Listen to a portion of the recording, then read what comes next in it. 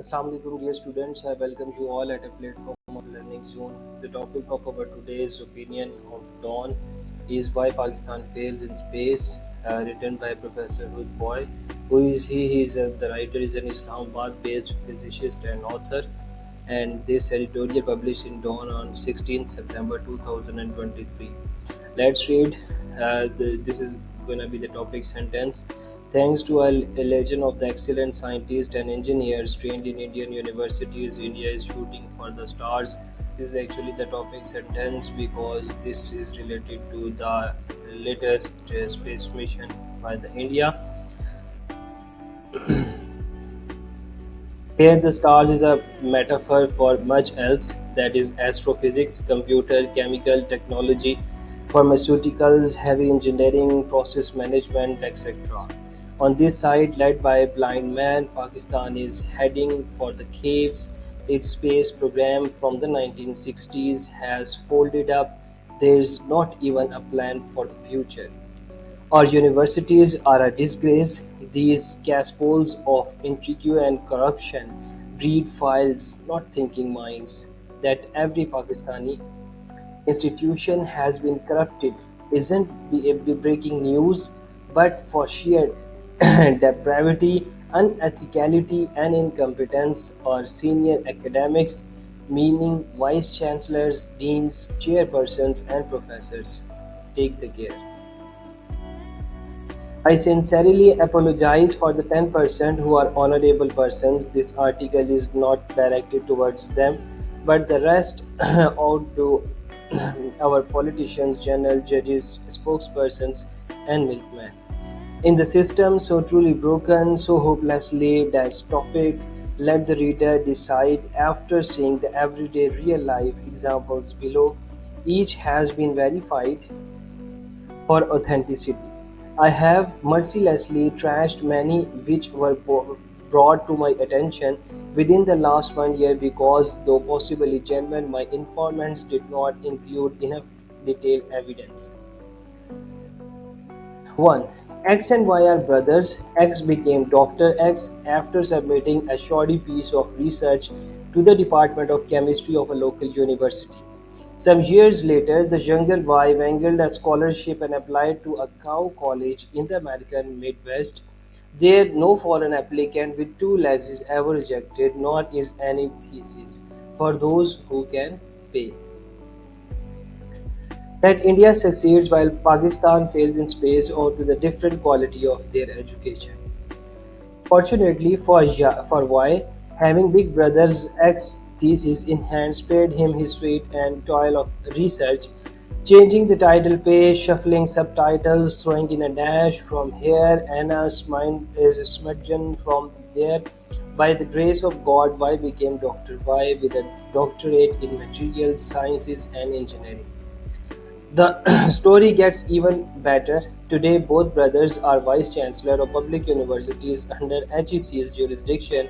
Maybe one of them will someday rise to HEC chairman. 2. Z was mediocre during school days and could not make it engineering or medical college.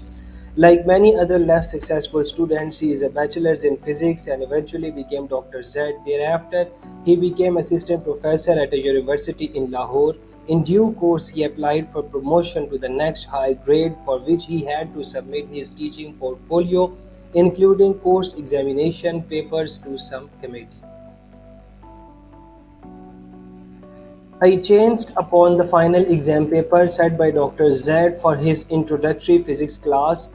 It left me perplexed. Downloaded from the internet, some questions were beyond wrong, they were bizarre. Example: why is cross price electricity of demand important? This PhD in physics did not know the question actually belongs to economics. He had set new standards of idiocy, but the assessment committee, as always, was generous. Dr. Z now earned his new credential as HEC tenured associate professor. 3. W hails from a certain mountain area where scholarship is little known or admired, but power and guns are highly respected in times W became Dr. W and then Professor W. He rose yet further to Dean and Vice Chancellor of a university in the area. This entitled him to what every Pakistani Vice Chancellor cherishes most, an official land cruiser and armed security staff. Then along came a problem.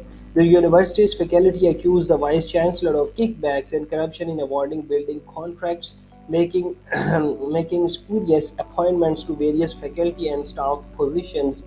In a fit of anger, the vice chancellor, accompanied by his armed guards, strode into a group of protesters and hurled wild abuse. Thereafter, 80 teachers signed a petition to the province chief minister stating he had threatened to shoot him and added a sportive video. They asked for his removal, but no action followed and he completed his tenure.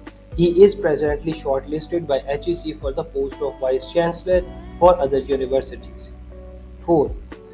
Dr. X and Dr. Y are husband and wife in different academics field but teach in same city. To fulfill HEC criteria for annual increments and promotion, both needs to publish a certain number of research papers yearly. Of course, even junk papers need effort and so normally one university professor scores the internet and copy paste, perhaps cooks up suitable data, find researches and then put it all together. Co-authorship can be sold for a piece but it gratis for friends and when there's happy conjugal relationship. How can persons from very different fields report research in a single paper that bears as many as 10 names? Really is a question asked, but this time around was an exception. When X from engineering was asked why Y from psychology had contributed, his reply was straightforward. She gave me a peace of mind. Committee members chuckled and accepted his explanation. This pair, among many others, will enjoy upward movement along this career path year after year. Higher education in Pakistan is a joke. There is nothing higher in it except high pay for professors and vice chancellors. To the garbage pile, more junk is constantly added. Just before leaving office, PM Shehbaz Sharif gave the nation a parting kick by ramming through a bill authorizing 24 new universities. Why? Could it be because of sudden thirst for knowledge? Fact. In Pakistan's murky business environment, the only industry that thrives is real estate and construction of buildings and roads. Another 24 new campuses is a super bonanza for contractors. This is also why, on Mr. Sharif's orders, Quaid-e-Azam University, once beautiful campus, was cruelly vivisected by constructing a highway running right through it. Thank you, Mr. Sharif. Posterity will never forget or forgive you. Pakistan's failure in space is symptomatic of a much broader and wider, decades old systematic failure that extends into industry, governance, foreign relations, and education. The men who run Pakistan are clueless about how to fix what they broke. Lacking imaginations and moral strength, they keep doing over and over the only things in their playbook. Is there a solution? Possibly, but not while such men hold the reign of power. Thank you so much, students. We'll see you in the next edit.